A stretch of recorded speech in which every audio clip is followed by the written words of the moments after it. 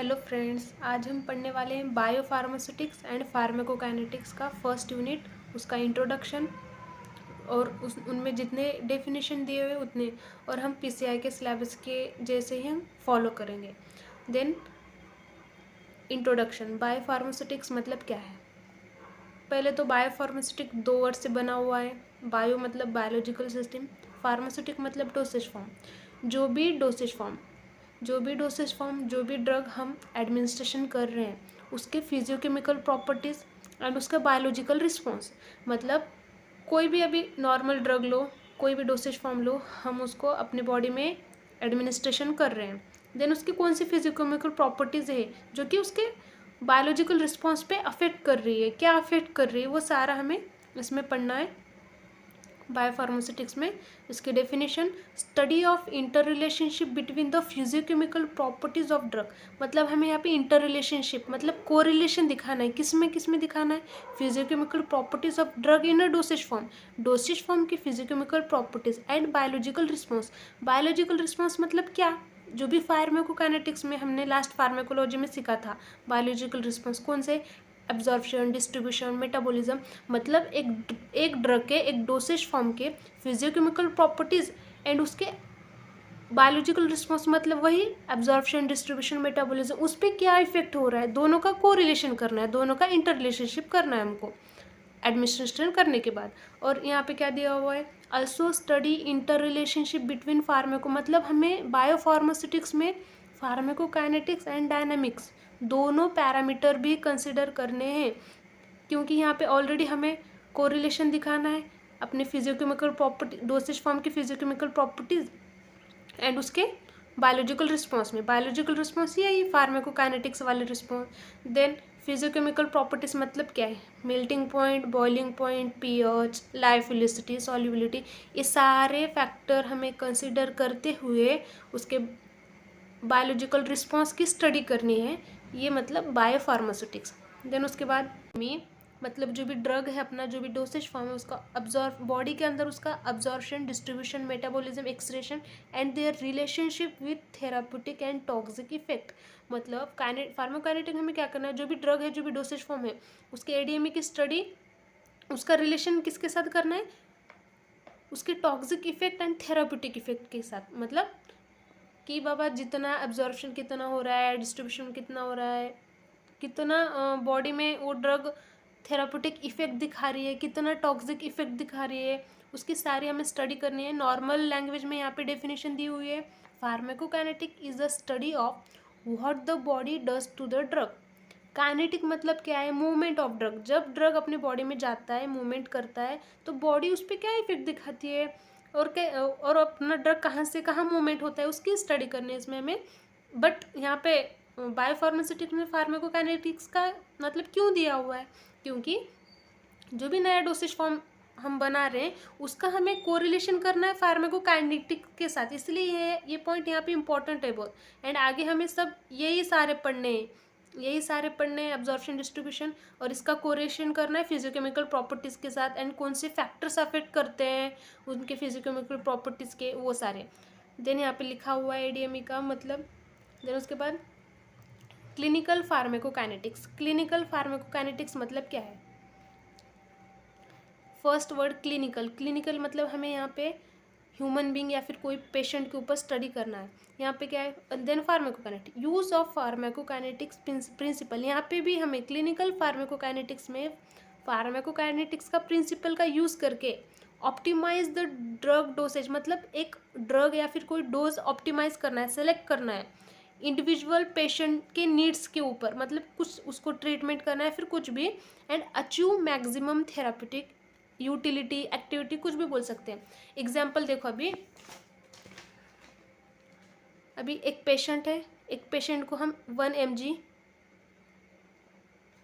mg drug दे रहे हैं, 1 mg drug दे रहे हैं और रिस्पॉन्स देख रहे हैं, नो रिस्पॉन्स, यहाँ पे इसको नो रिस्पॉन्स है। 2 mg दिए, यहाँ पे भी no response, 3 mg no response, ऐसे ही करते 10 mg दिए, देन 10 mg के पास बाद रिस्पॉन्स आ गया। देन उसके बाद ये हो गया उसका, अभी 10 mg जब दिए हम तब उसको रिस्पॉन्स मिल गया, देन उसके बाद 11 mg दिए, देन फिर रिस्पॉन्स आया। ऐसे ही करते हम 20 mg तक गए, देन 20 mg के बाद भी उसका रिस्पॉन्स हमें मिला। बट जब 21 mg दिए तब टॉक्सिक इफेक्ट आने लगा, टॉक्सिक इफेक्ट। मतलब 21 mg हम जब उस पेशेंट को देंगे तब उस पर टॉक्सिक इफेक्ट आएगा। इसका मतलब क्या है, जब हम 10 mg दिए देन नॉर्मल रिस्पॉन्स, मतलब मिनिमम इफेक्टिव रिस्पॉन्स आया। जब 20 mg तक दिए हम तब मैक्सिमम रिस्पॉन्स मिला हमें, मिनिमम मैक्सिमम, मतलब 10 mg से लेके 20 mg तक हम ड्रग दे सकते हैं। इसको बोलते हैं हम थेराप्यूटिक विंडो। मतलब हम यहाँ पर क्या किए, एक डोज सेलेक्ट किए। यहाँ पे no response, no response, no response. कोई अगर हमें ड्रग बनाया है देन उस ड्रग को 10 mg से लेके 20 mg, एग्जाम्पल है ये, 10 mg से लेके 20 mg तक ड्रग्स देने के बाद अगर कुछ रिस्पॉन्स आ रहा है तो उसको हम क्या बोलते हैं, वो हो गया हमारा थेराप्यूटिक विंडो। मतलब 10 से 20 तक हम ड्रग डोज या फिर जो है वो दे सकते हैं। फिर यहाँ पे वही क्या बोला है कि फार्माकोकाइनेटिक का प्रिंसिपल यूज़ करके कोई ड्रग या फिर डोसेस फॉर ऑप्टिमाइज करो, सिलेक्ट करो इंडिविजुअल पेशेंट पर, उस इंडिविजुअल पेशेंट पे, देन देखो कि कितना मैक्सिमम थेरापेटिक एक्टिविटी अचीव हो रहा है। मतलब यहाँ पे 20 mg तक मैक्सिमम थेरापेटिक एक्टिविटी, ये 20 mg जब दिए देन हमें क्या मिला, मैक्सिमम एक्टिविटी मिला, मतलब इफेक्ट मिला जो भी है। देन उसको ही हम ये सब किस पे कर रहे हैं, हमें एक पेशेंट पे कर रहे हैं, इसलिए हमें क्लिनिकल फार्माकोकाइनेटिक्स, इसलिए हम इसको बोला है use of pharmacokinetic principle in optimising the drug dosage. Optimise करना मतलब सेलेक्ट करो कोई अमाउंट ड्रग या फिर कोई डोज का, देन इंडिविजुअल पेशेंट के नीड्स के ऊपर, फिर उसके बाद अचीव होता है थेरापेटिक यूटिलिटी, थेरापेटिक इफेक्ट। अब हमें फार्माकोकाइनेटिक के प्रोसेस देखने हैं। फार्माकोकाइनेटिक के प्रोसेस में क्या है, मतलब उसके यहाँ पे प्रोसेस दिए हुए हैं, देन उसकी डेफिनेशन भी दी हुई है नीचे। अब्जॉर्प्शन, डिस्पोजिशन, डिस्पोजिशन में आएगा डिस्ट्रीब्यूशन, एलिमिनेशन, फिर उसके बाद एलिमिनेशन में मेटाबॉलिज्म, एक्सक्रीशन।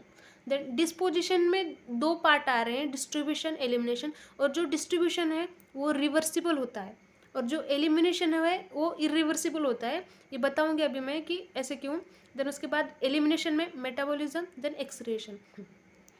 अभी इसका एग्जाम्पल देके बताती हूँ। अभी एक एग्जाम्पल समझो, ह्यूमन बॉडी है। ह्यूमन बॉडी में एक ड्रग है, ड्रग एडमिनिस्ट्रेशन किया, उसकी पोजीशन चेंज हो गई, ब्लड सर्कुलेशन के थ्रू उसकी पोजीशन चेंज हो गई। अब इसको बोल रहे हैं हम, समझो, डिस्ट्रीब्यूशन। ड्रग की पोजीशन चेंज होना, डिस्पोजिशन। डिस्पोजिशन बता रही हूँ आपको मैं कि यहाँ पे फर्स्ट ये जगह थी उसकी जगह यहाँ पे चेंज हो गई, डिस्पोजिशन हो गई ब्लड सर्कुलेशन के थ्रू। देन इसके बाद यही ब्लड सर्कुलेशन के थ्रू ये फिर से उसकी पोजीशन पे जा सकता है, मतलब रिवर्सिबल है वो फिर से उस पोजीशन पे जा सकता है ब्लड के थ्रू, देन वहीं पे वापस आएगा। लेकिन यहाँ पे क्या है, एलिमिनेशन को हम इरिवर्सिबल क्यों बोल रहे हैं, क्योंकि जब ये ड्रग जब लीवर में जाती है, लीवर में या फिर किडनी में जाती है, मतलब ड्रग ए से कन्वर्ट होके ड्रग बी में, मतलब इनएक्टिव हो जाती है वो ड्रग, ए से बी में कन्वर्ट होती है, देन फिर से वो बी से ए में कन्वर्ट नहीं होगी, क्योंकि वो ड्रग लीवर मतलब किडनी दोनों किसी में एक भी जाएगी। लीवर में जाएगी तो फिशेस से वो एक्सक्रीट होगी, एलिमिनेट होगी, देन किडनी में जाएगी तो यूरिन से अलग होगी। क्यों, लेकिन फिर हमने इसको इरिवर्सिबल क्यों बोला है, क्योंकि ये ड्रग बी से ए में कन्वर्ट नहीं हो सकती, उसकी जगह चेंज नहीं कर सकती। लेकिन ये डिस्ट्रीब्यूशन को हमने रिवर्सिबल क्यों बोला है, क्योंकि ये बॉडी में है, बॉडी में रह के ये अपनी जगह चेंज कर सकती है सिस्टमिक सर्कुलेशन के थ्रू। लेकिन ये ड्रग जब लीवर में या फिर किडनी में जाएगी, ड्रग ए से बी में, मतलब इसका मेटाबॉलिज्म जब होगा, ड्रग ए से बी में जब कन्वर्ट होगी, देन वो फिर से बी से ए में कन्वर्ट नहीं होगी, वो डायरेक्टली लीवर या फिर किडनी के थ्रू एक्सक्रीट हो जाएगी, एक्सक्रीट या फिर एलिमिनेट हो जाएगी। इसीलिए हम इसको अभी फिर बॉडी के बाहर एक बार चली गई होगा, फिर इसलिए हम इसको इरिवर्सिबल इसलिए हम इसको इरिवर्सिबल बोलते हैं। देन उसके बाद में जाना मतलब ब्लड में जाना, उसे हम अब्जॉर्प्शन करते हैं। जैसे कि हमें ड्रग ओरली ले रहे हैं जीआईटी से, वो अभी ब्लड ये ब्लड है, ब्लड सर्कुलेशन यहाँ पे ब्लड में जा रहा है, मतलब ये सिंपली जो भी प्रोसेस है इसको हम अब्जॉर्प्शन बोल रहे हैं। देन उसके बाद डिस्ट्रीब्यूशन मतलब क्या है? Movement of drug between one compartment to the another, एक कंपार्टमेंट से अनदर कंपार्टमेंट ड्रग का मूवमेंट होना। जैसे कि अलग अलग सर्कुलेशन से हो सकता है, सिस्टेमिक सर्कुलेशन से, हिपैटिक सर्कुलेशन से, रीनल सर्कुलेशन, मतलब ड्रग अभी ड्रग सिस्टेमिक सर्कुलेशन में तो चला गया, लेकिन एक कंपार्टमेंट से दूसरे कंपार्टमेंट मतलब एक जगह से दूसरे, जैसे कि अभी ब्लड वेसल्स में है, देन वो हार्ट के पास जाएगा, किडनी के पास जाएगा, देन लीवर के पास जाएगा, अलग अलग कंपार्टमेंट में जाएगा, डिस्ट्रीब्यूट होगा। और सबसे ज़्यादा डिस्ट्रीब्यूशन कहाँ पे होता है? लंग्स में। मोर डिस्ट्रीब्यूशन लंग्स में होता है। क्यों होता है लंग्स में? क्योंकि मोस्ट जो भी ड्रग रहता है अपना, पहले तो हार्ट में जाता है, हार्ट में जाने के बाद उसके बाद फिर मतलब डीऑक्सीजनेटेड जो भी ब्लड रहता है वो अपने लंग्स में जाने के बाद ऑक्सीजनेटेड होता है, फिर से वापस वो हार्ट में आता है, मतलब सबसे ज़्यादा डिस्ट्रीब्यूशन लंग्स में होता है। दोनों उसके बाद बायो ट्रांसफॉर्मेशन मतलब क्या है? यूजुअली इनएक्टिव जो बायो ट्रांसफॉर्मेशन, इसको हम पता है क्या बोलते हैं? मेटाबॉलिज्म की प्रोसेस है ये। बायो ट्रांसफॉर्मेशन को हम मेटाबॉलिज्म बोलते हैं। यूजुअली इनएक्टिवेट द ड्रग, इसमें क्या होता है? बायो ट्रांसफॉर्मेशन में जो भी ड्रग रहता है, एक्टिव फॉर्म का जो भी ड्रग रहता है, उसको हमें इनएक्टिव करने के लिए, मतलब एक्सरेट करने के लिए, एलिमिनेट करने के लिए उसको मेटाबोलाइज करना पड़ता है, मतलब एक्टिव ड्रग का कन्वर्शन इनएक्टिव में। और मैक्सिमम मेटाबॉलिज्म कहाँ पे होता है? लिवर में होता है, क्योंकि वहाँ पे बहुत सारे एंजाइम्स रहते हैं। उस एंजाइम्स के थ्रू में फेज़ 1 रिएक्शन, फेज़ 2, ऐसे 2 टाइप के बायो ट्रांसफॉर्मेशन के टाइप रहते हैं। उस टाइप से एक्टिव ड्रग्स इनएक्टिव में कन्वर्ट होके फिर अगली प्रोसेस में जाता है। अगली प्रोसेस कौन सी है उसकी? एलिमिनेशन मतलब क्या है? Remove the drug from the body से जो भी ड्रग है रिमूव होना, एंड टर्मिनेट इट्स एक्शन, मतलब उसका एक्शन कैसे होना? टर्मिनेट, रुक जाना, खत्म हो जाना, फिर वो एक्सरेट हो जाना बॉडी से। देन उसके बाद एक्सरेशन, responsible for exit of drug, इसका भी वही मीनिंग है। एक्सरेशन मतलब क्या है? अपने किडनी के थ्रू, लिवर के थ्रू, अलग अलग जो भी लंग्स के थ्रू, जो भी responsible for exit of drug, मतलब बॉडी से वो निकल जाना, एक्सरेशन हो जाना उसका। बायो अवेलेबिलिटी, उसके बाद ये टर्मिनोलॉजी है बायो अवेलेबिलिटी मतलब क्या है? It means amount of unchange drug goes to systemic circulation, जो भी ड्रग हमने एडमिनिस्ट्रेशन किया है, जो भी सिस्टेमिक सर्कुलेशन में गया है, सिस्टेमिक सर्कुलेशन जाने के बाद कितने अमाउंट पे मतलब अनचेंज है, यहाँ पे अनचेंज मतलब थोड़ा भी चेंज नहीं हुआ है, जिस फॉर्म में हमने ड्रग लिया है, जिस फॉर्म में हमने डोसेज फॉर्म लिया है, उस फॉर्म में सिस्टेमिक सर्कुलेशन में जाना, वो अमाउंट मतलब बायो अवेलेबिलिटी। फिर उसके बाद बायो अवेलेबिलिटी होने के बाद मतलब एग्जाम्पल क्या है? एग्जाम्पल से समझाती हूँ बायो अवेलेबिलिटी का मतलब।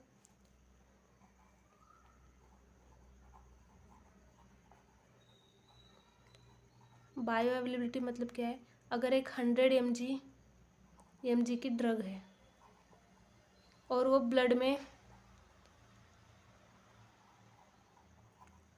अब्जॉर्प्शन हो गया, उसका ब्लड में अब्जॉर्प्शन हो गया, मतलब 100 mg की ड्रग ब्लड में अब्जॉर्प्शन हो गया, कितना mg हुआ है? 70 mg ब्लड में उसका कॉन्सेंट्रेशन। 100 mg ड्रग्स हमने एडमिनिस्ट्रेशन किया है और ब्लड में कितना है? 70 mg ड्रग ब्लड में है, देन 70 mg उसका बायो अवेलेबिलिटी हो गई।